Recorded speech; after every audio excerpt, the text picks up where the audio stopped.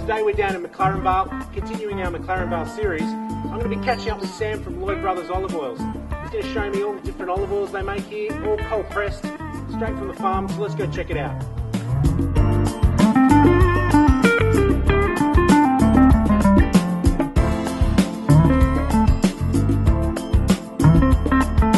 Okay, we're sitting down with Sam from Lloyd Brothers. Tell us a bit about the farm and grove. Yeah, so we've got this 60-acre property in the heart of McLaren Vale, which is roughly divided in half with olive trees and Shiraz vines.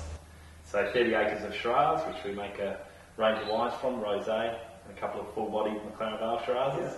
Yeah. The olive side of things, we've actually got the first commercially planted Kalamata olive grove in Australia. Now, who planted that? So yeah, the property was originally owned and planted by Thomas Hardy, which from the Hardy's Wines. Yeah, yeah. Famous company. Largest wine company in the world now. Is it really? Yeah, and doing very well, and great to have the local connection here with them. So he planted olive trees in this region over 100 years ago. We're lucky enough we've got 4 rows of Verdale variety, which he planted. Which we keep separate and we press separately as our family reserve oil, right, which we'll have a taste of today. And then the Kalamata as a variety is regarded as the best eating olive worldwide, yep, from Greece originally, from Kalamata. It was brought over to Australia in 1967 and planted on this site and grafted onto those old rootstock. Wow. So yeah, he's recognised as the oldest commercial plantings of Kalamata. And the results speak for themselves when you try our table olives. Yeah, well, we tried, you ran us through the whole production before. I mean, most people don't know that you can't really eat an olive off the tree. No, I have a lot of fun getting people down here and getting them to try them off the tree, because they are pretty much inedible. So the bitterness level is just so high. It sure is. We've got our own press on site. I saw that before, it's a pretty big operation. Yeah, so we've made a big investment here to have the press on site, so we know exactly what we're pressing. We can press it the day it's picked. 100% control. Yeah, which is what you need. With olive oil, to make the best olive oil, it's all about the fruit. So it's all like wine. It's all about the grapes with wine, the olives with olive oil. So you want to press the freshest fruit that you can get, and you'll just want to press it. Each olive variety has a different flavour, so we'll taste through a few different varieties here, and I'll be able to demonstrate how much different those varieties taste. Yeah. Much like with wines, we all acknowledge that Shiraz tastes different to Grenache or Cabernet. Yeah. It's similar in the olive world, which a lot of people sort of don't. Because most people think olive oil is much of muchness. I mean, you know, they see it on the supermarket shelf, don't really know the difference between that size bottle and this size bottle and the flavours, but you know, as you explained to me today, just the vastness in the years, in the different places where it's grown on the farm, it's just amazing. Well, we'll start from the left and we'll work our way through. Okay. Tasting olive oil, it's great fun, but it's not probably as much fun as tasting wine. You don't get as drunk. Yeah, exactly. You can drive at the end of it. Before we go into that, I mean, is this becoming the way to taste it? I mean, most places, you know, you might dip a bit of bread in or what, but actually tasting it in glasses, most people might think it's a little bit strange. Yeah, definitely. Being a chef, and you appreciate that you need to taste food on its own. Sure. As soon as you start dunking bread in, you get the flavour of the bread. Yeah. Yada yada yada. So with oil, you actually don't want to look at the colour too much. Okay. Colour isn't often a good, so it's not that detrimental to the flavour. So an oil can be quite green but not taste green. But this one actually smells like someone just mowed the grass. Right, yeah. So this is a Kalamata, which Kalamata is a great eating variety. We make a little bit of Kalamata oil here. It gives you a little bit of a creamier, softer, sort of more buttery oil than other varieties. These are all new season oils, so these were pressed in the last couple of weeks. Wow. And is that the reason why they're just so cloudy? Yeah. So they're all cloudy. We press everything here, we cold press it, so it all, we don't introduce any heat during the process. And similar when we let it settle naturally.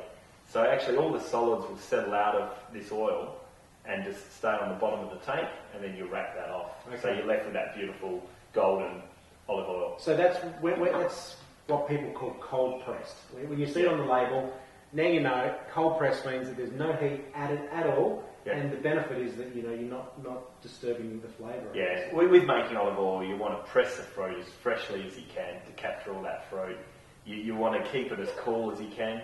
The less mechanical intervention when you're pressing, fruit, but in particular olives, and the less heat that's in fruit, the better the oil will be. So the better the quality. When they talk about the antioxidants and the polyphenols and all the health agents that olive oil is so great for you, there'll be a much higher level of that when it's processed well.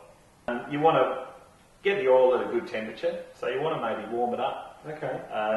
And just the heat of the hands. Heat of the hand will sort of give a bit of heat, and not too much, but you just want to get it to a temperature. It's pretty cold here at this time of year. Sure it is. So you want to warm it up. The more you warm it up, the more flavour's going to come out, much like a wine. Yeah. And similar. You want to smell it and want to make any notes that you get when you're smelling it, and then taste it.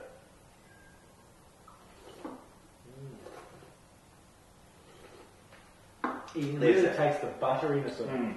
So there's that beautiful sound when you slurp the air over your palate, which sounds quite disgusting, but it is very necessary when you're tasting oil. When you're tasting wine, like I'll go through and I'll taste 100 wines in a day quite easily, and you're spitting out 99% of what you're tasting, which is fine. With oil, you actually do need to swallow that a little bit because you need to get the flavour, and you really cop that bitterness at the back of the palate. I got buttery notes then, and I got this real spice pepper at the end. Yeah. Like really intense, like it was freshly cracked pepper intenseness. Yeah. Is that normal? Yeah. No, that's pretty typical of Kalamata, especially early pressed, where you do have that creamy, buttery feel on the palate, but you got that nice little bit of heat and that little black pepper on the back of the palate. Yeah. Works well. I will allow you to spit some of the oil out, so it's probably a good idea. You really want to, as I was saying, you can taste 100 wines in a day and keep your palate reasonably fresh.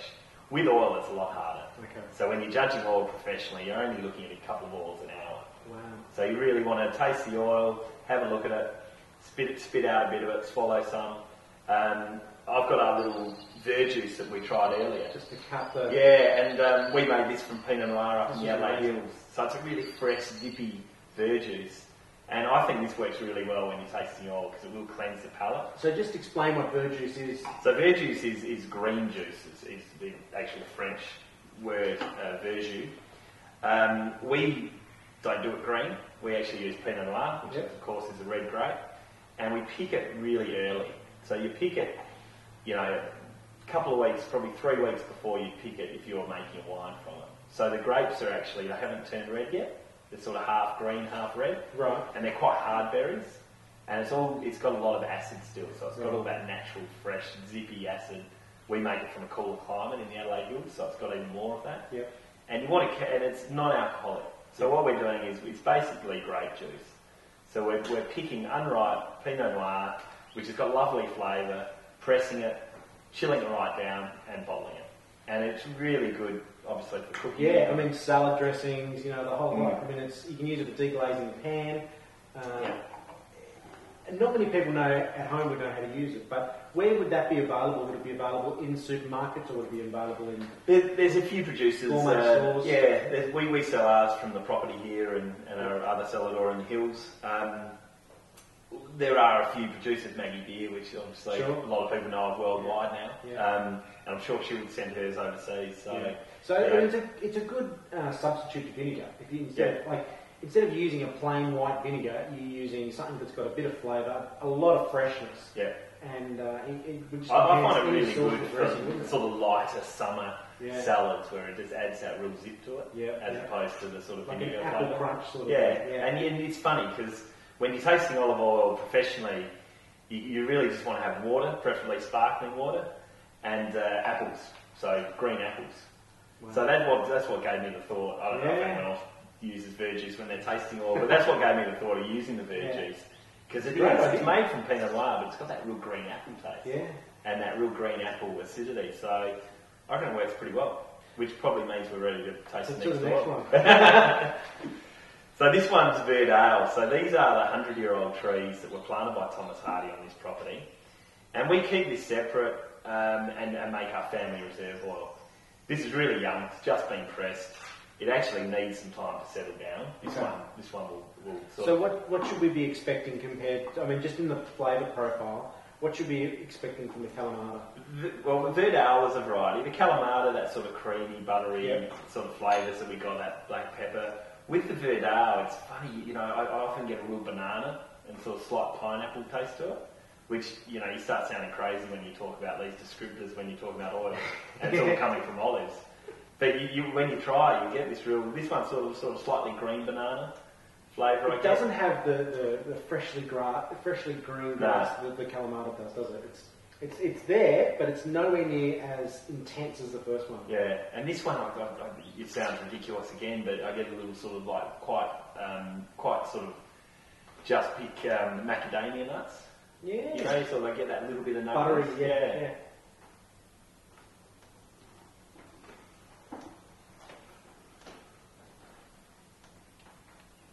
But again, it is a later picked, so it is a softer style of oil than a lot of people are probably used to. Yeah, I like the banana.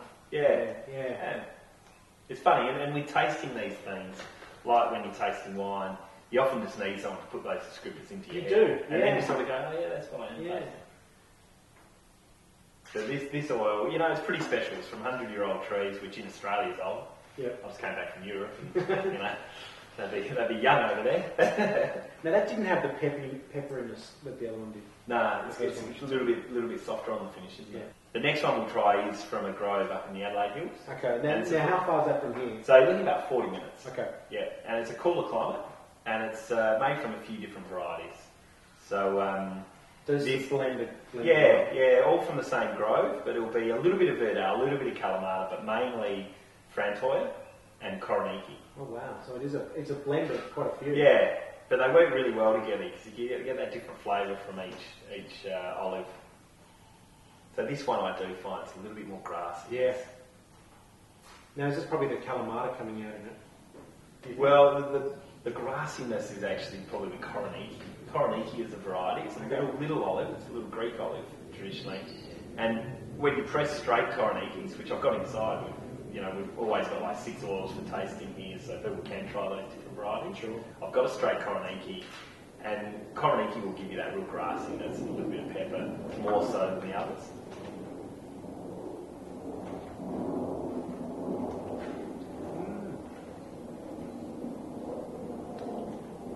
Okay. Oh. Pepper again.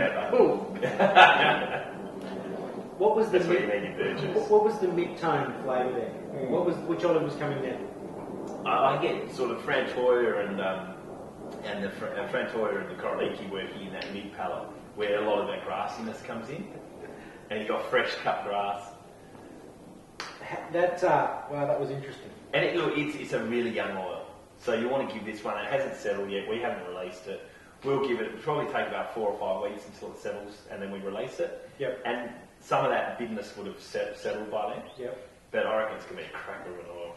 So this was the one that you said you sit on top of the olive press and drop a few... Yeah, so traditionally in Italy they call it the agramata method, where when you're crushing olives for olive oil, you crush the whole olive, the pit and everything. Okay. I'd read a bit and heard about people using lemons. They ripen at the same time.